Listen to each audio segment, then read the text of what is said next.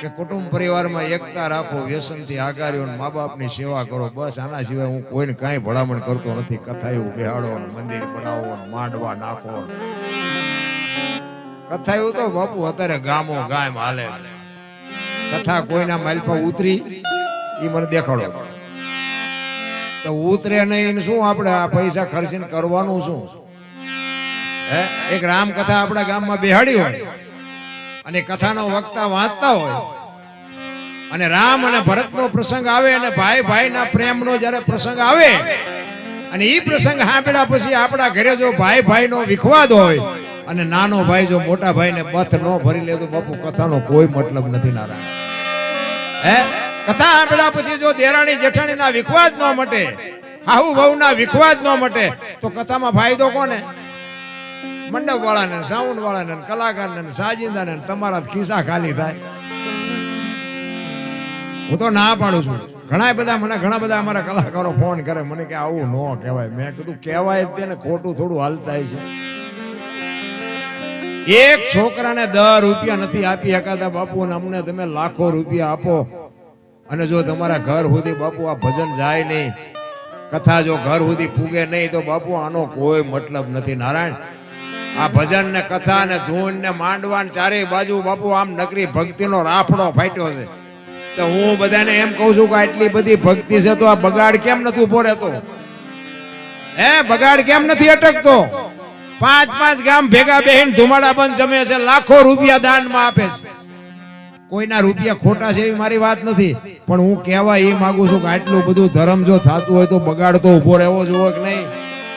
કેમ નથી ઉભો રહેતો? હગો ભાઈ હગા ભાઈને વેચ જમીન હાટું મારી નાખે. અરે જોવો તો ખરા ભલામણા, ગમે એની બેન દીકરીને ઉપાડી જવાની, છેડતી કરવાની, ગમે એના મર્ડર કરી નાખવાના, ગમે એનું ખિસ્સું ખાલી કરી લેવાનું, ગમે એની માથે ગમે એ કરવાનું.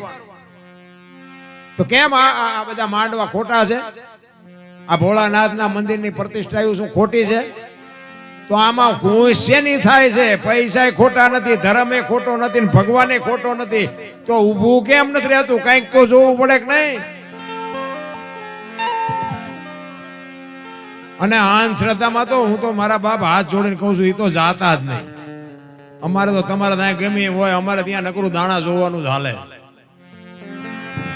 અને કરોડપતિના દીકરા જોર આવે છે, આપણને એમ થાય તમારે તો મૂક્યાનો માર્ગ નથી, તમને શું નડે છે દાણા જોર આવો? કોઈ બાપુ કોઈ કર્મની ગતિ છે ને સીતારામ, કર્મની ગતિ છે ને, એમાંથી કોઈ ન છોડાવી શકે. અને અત્યારે મને તો એમ થાય કોઈને કઈ નડતું જ નથી. આ તો સંતોષ નથી. હે, વાહન મકાન રૂપિયા લોઢા હવામાં ઉડે, વગર દોડે વાતું થાય, હિલોળા કરે એવું નથી. આપણા ગઢે હારું જોડું નથી પહેર્યું, હારું કપડું નથી મળ્યું, હારો 2 ટાઈમ રોટલો હારો નથી મળ્યો. ભલામણા આ માથે ફુવારા થાય છે, આમ તમે જોવો તો ખરા. હજી માણાને સંતોષ નથી. બોલો, આ લગન ત્યાં તેથી માથે નથી ફુવારા આવા થયા. હિલોળા કરે એવું છે, પણ બાપુ શેઠો નથી. રામ ને કે આપણા ગઢા બાપુ જે જીવા છે ને એ તો આ બધી પાઘડીઓ બેઠીને, જો કે આ પાઘડીઓ જોઈને મને આનંદ થાય છે. હું અહીંયા આવ્યો ને, હું એ જોતો હતો, મેં કીધું આ શેલી પેઢી છે, આ પેઢી વહી જાય પછી પાઘડીની ખબર જ નહીં પડે પાઘડી કોને કહેવાય. આપણે ડાલામાં તો હાવત બેઠા હોય બેઠા ને બાપુ, જો પાઘડીઓ માથે છે એ કેવો જણ રૂડો લાગે. આ પાઘડી છે બાપુ એક મર્દની નિશાની છે. રામ, આપણી સંસ્કૃતિ છે ને, આપણી સંસ્કૃતિને બાપુ આપણે જાળવવા માટે આપણે કંઈક મહેનત કરવી પડે. આપણી મહેનત વગેરે આપણી સંસ્કૃતિ રહે નહીં.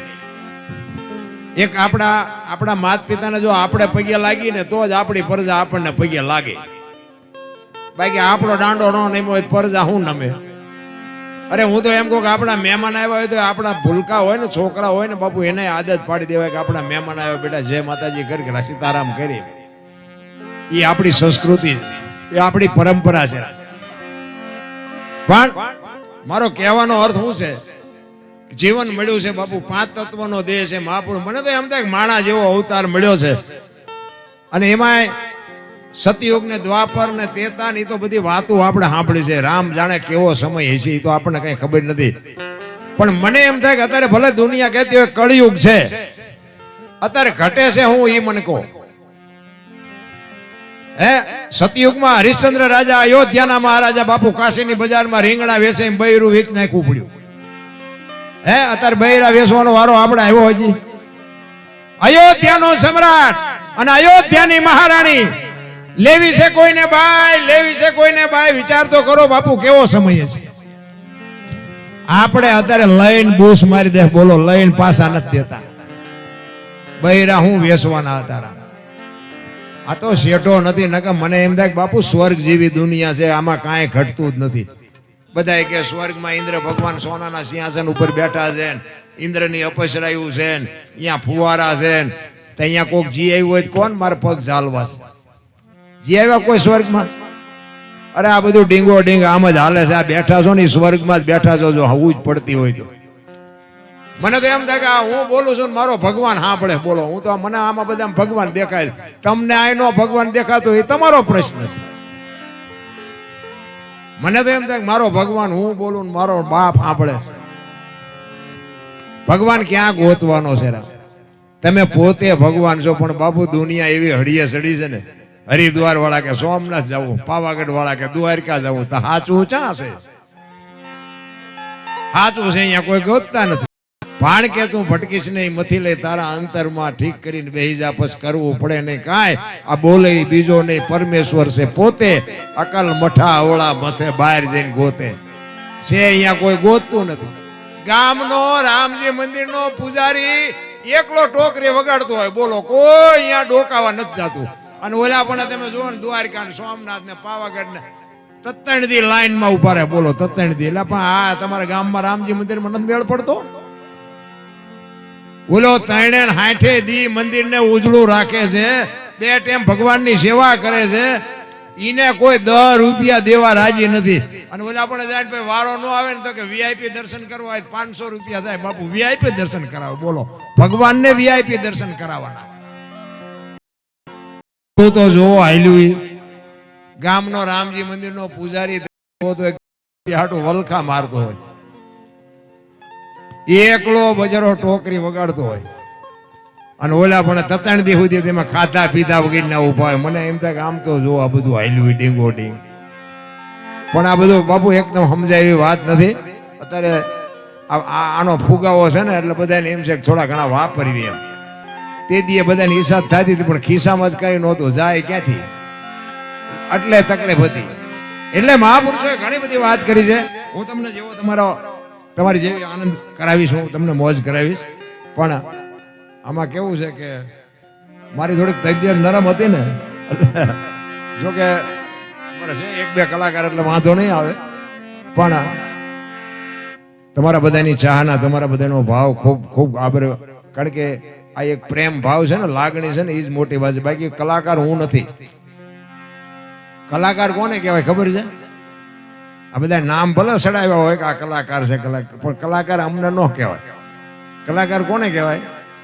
મા બાપ વગરનું કોઈક છોકરું હોય અને કોઈ એનો ધણી ન હોય, ને પછી આપણને દયા આવે કે આનું કોઈ નથી, હાલો ને આપણે બધાને રાખીને ખવડાવી પીવડાવીને મોટો કરી, અને એને ફોલાવીને રાખવી અને મોટો કરે ને લગ્ન કરે ને આપણો ઘર આખાનો વિશ્વાસ કેળવે, અને પછી આપણને એમ થાય કે આપણા ઘરનું કામ કરે, બધું કરતો હોય.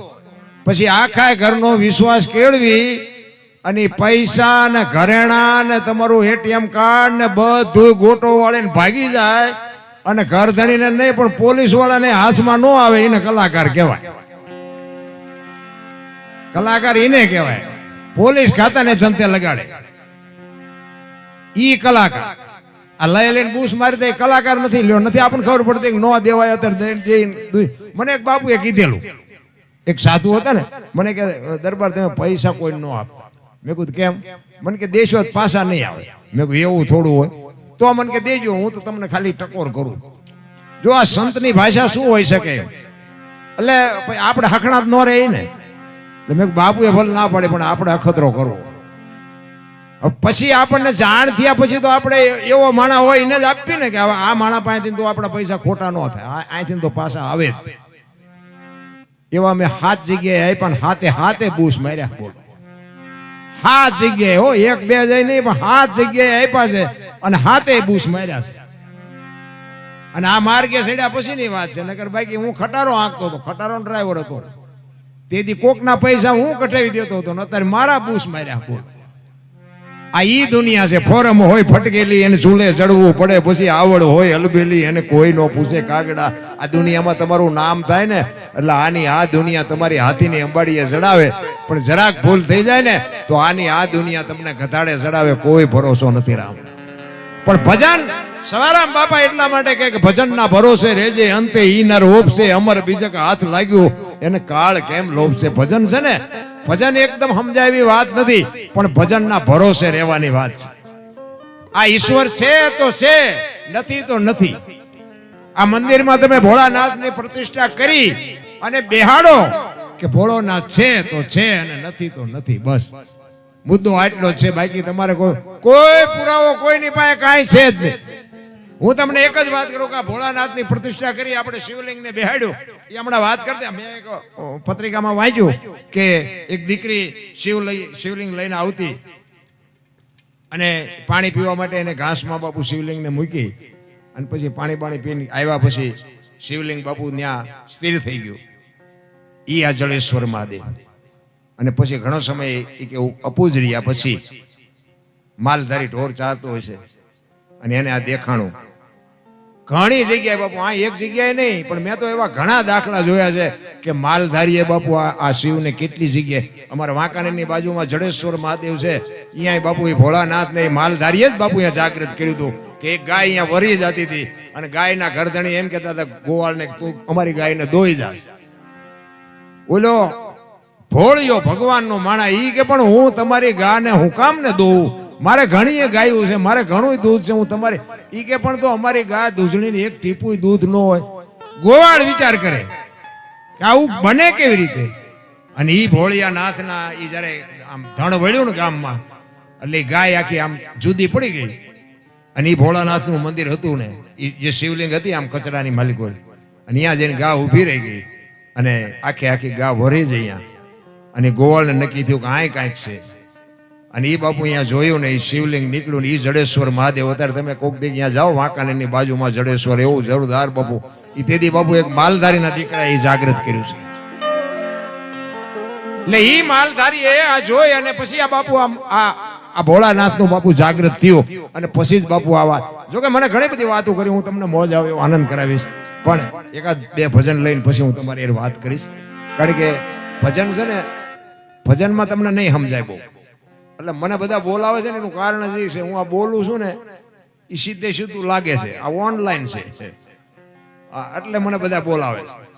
પણ સાચું ખોટું મારો રામ જાણે. હો આ હું જે બોલું છું ને એ હોય 100% સાચું છે, કઈ વ્યામમાં ન રહેતા. હા, રામ વનમાં ગયા હતા એ આખી દુનિયા કહે છે એટલે હું કહું છું. બાકી રામ વનમાં ગયા ત્યારે હું અહીંયા નહોતો. હા, ફોન બોન ન કરતા. હા, આ તો એના આધારે જીવવાની વાત છે ભાઈ. હા, રામ થઈ ગયા કે ન થયા હોય એ મારો રામ જાણે. કૃષ્ણ આવ્યો હોય કે ન આવ્યો હોય મારો રામ જાણે. બાકી આ બધા આનંદ કરે છે એટલે આપણે આનંદ કરવો. બાકી જય ભગવાન. બાકી મને એટલી ખબર પડે કે હું જ્યાં સુધી બોલું છું ને હું જ્યાં ત્યાં બેઠો છું ત્યાંથી તમે આમાંથી ન જઈ શકો, ન જઈ શકો, ન જઈ શકો. એટલી બાપુ મારી વાણીમાં મારા ગુરુ મહારાજની બાપુ તાકાત છે. એ આપણી ગેરંટી છે. કહેવાનો મારો મિનિંગ વાણીની તાકાત. મારા ગુરુ મહારાજના કંઈક આશીર્વાદ, મારા મા બાપની કંઈક કૃપા, ને કે મારી કોઈ એવી હસ્તી નથી બાપુ. મેં તો નકરા ઝઘડા ને બાજવા સિવાય મેં ધંધો જ નથી કર્યો. ખટારાનો ડ્રાઈવર અને નકરું બાજવાનું જ કર્યું હતું. અમે 4 ભાઈ હતા, એમાં હું સૌથી નાનો હતો. મારા બાપાએ લાડ બહુ કરાવ્યા અને મને એમ હતું કે આપણા બળથી હાલે છે. એ તો અત્યારે ખબર પડી કે બાપાની આબરૂને લઈને હાલતું હતું. હા, આમાં પાછું બધું ઘણા ફળ ના બીજાના નામના વેચાતા હોય. પણ નકરા માર્યા છે એવું નથી. હો, મેં મારે ધરીને ખાધો છે. હા, આપણે નકરા કે માર્યા છે એવું છે, મારે ખાવો પડે તો જ ખબર પડે ને કે મારમાં જેવી ભી પડે. અનુભવ તો બધા હોવા જોઈએ. એટલે તમે કોઈ અનુભવ ન કરતા. અને કારણ કે હવે છે ને સમય ભણવાનો છે, બાજવાનો નથી.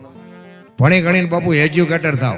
તમારો દીકરો ડીએસપી હોય, તમારો દીકરો એએસઆઈ હોય, તમારો દીકરો બાપુ કલેક્ટર હોય ને તો દુનિયા તમારી પાસે આવીને તમારી વાંહે ફરશે. બાકી તમારો દીકરો કોઈનું મર્ડર કરીને જેલમાં જશે ને તો તમારી કોઈ ખબર લેવા નહીં આવે. હા, ઝઘડાનો સમય નથી, કારણ કે એ સમય વિયો ગયો.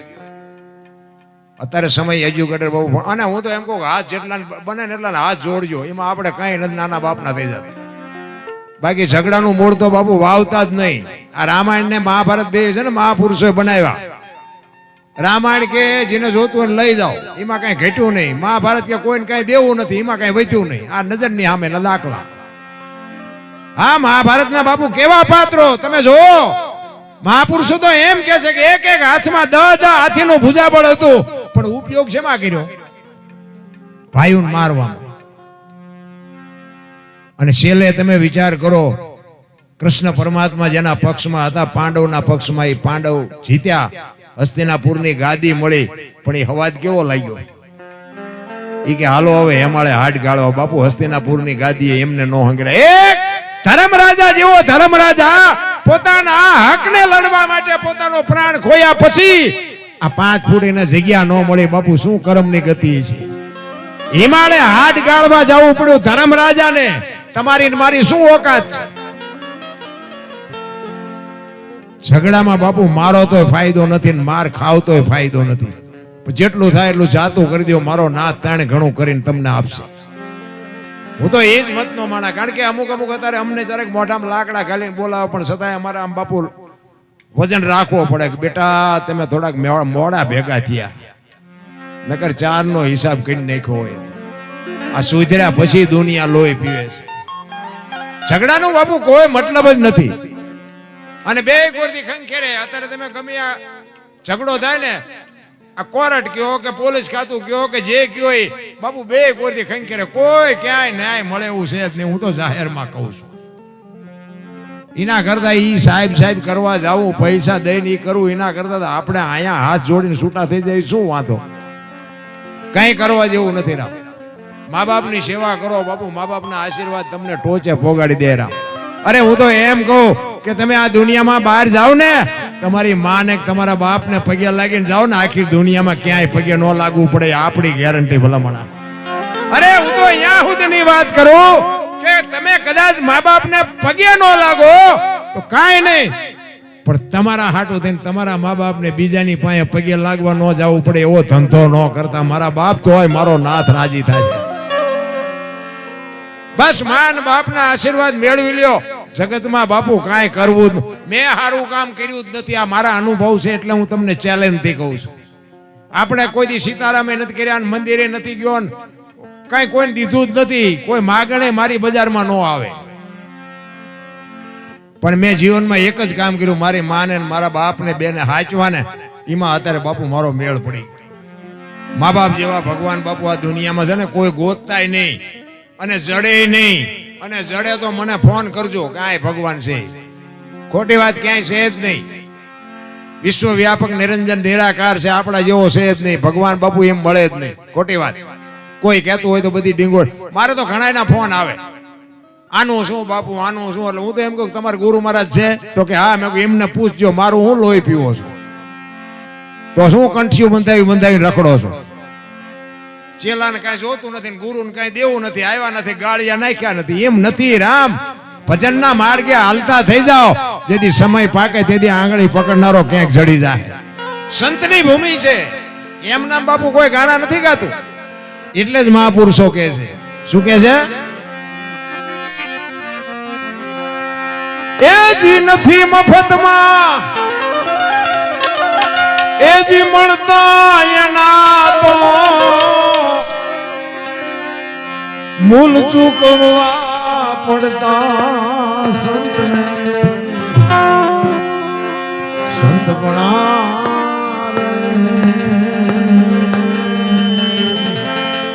અહીં જો મોજ આવે ને તો વરો જો. આમાંથી અમારે 1 રૂપિયો લઈ જવાનો.